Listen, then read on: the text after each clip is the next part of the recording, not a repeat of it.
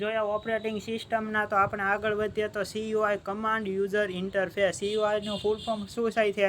Command user interface. In this operating system user writes the different types of command to operate system component. સિસ્ટમના આપણે કમ્પોનન્ટને જ્યારે command આપવો હોય છે ત્યારે આપણે ડિફરન્ટ ટાઈપના કમાન્ડને આપણે યુઝ કરીએ છીએ. આ બધું આપણે પહેલો CUI એટલે કે જે પહેલો ઓપરેટિંગ સિસ્ટમનો જે પહેલો ટાઈપ હતો એની મદદથી આપણે કરી શકીએ છીએ.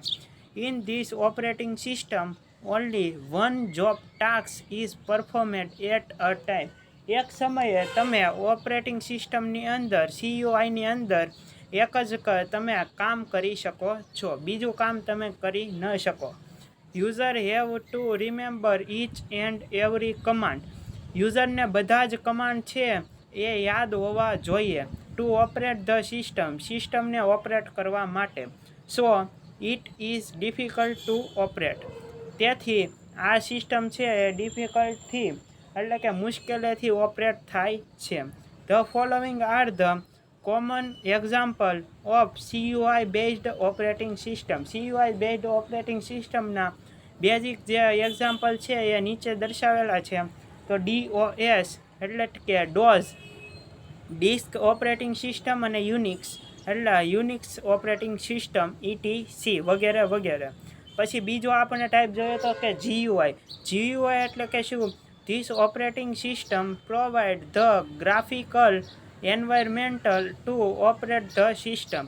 આ એક આપણને ગ્રાફિકલ એન્વાયરમેન્ટ પ્રદાન કરે છે જેની મદદથી આપણે ઓપરેટિંગ સિસ્ટમને ઓપરેટ કરી શકીએ છીએ. This operating system is a collection of icon, pictures and graphic tools two manage the system component. આ ઓપરેટિંગ સિસ્ટમની અંદર શું હોય છે કે જુદા જુદા કલેક્શનો હોય છે આઇકનના, પિક્ચરના, ફોટોના એન્ડ ગ્રાફિકલ ટૂલ્સ. જુદા જુદા ગ્રાફિકલ ટૂલ્સ હોય છે. આ બધાને મેનેજ કરીને આપણે એક કમ્પોનન્ટ બનાવીએ છીએ કે જે સિસ્ટમની અંદર ઇનબિલ્ટ આપણે કરીએ છીએ. આપણે ઇનબિલ્ટ તો નથી હોતું પણ આપણે આપણી રીતે આપણે એની અંદર ફિટ કરીએ છીએ ઓપરેટિંગ સિસ્ટમ ઓપરેટ કરવા માટે.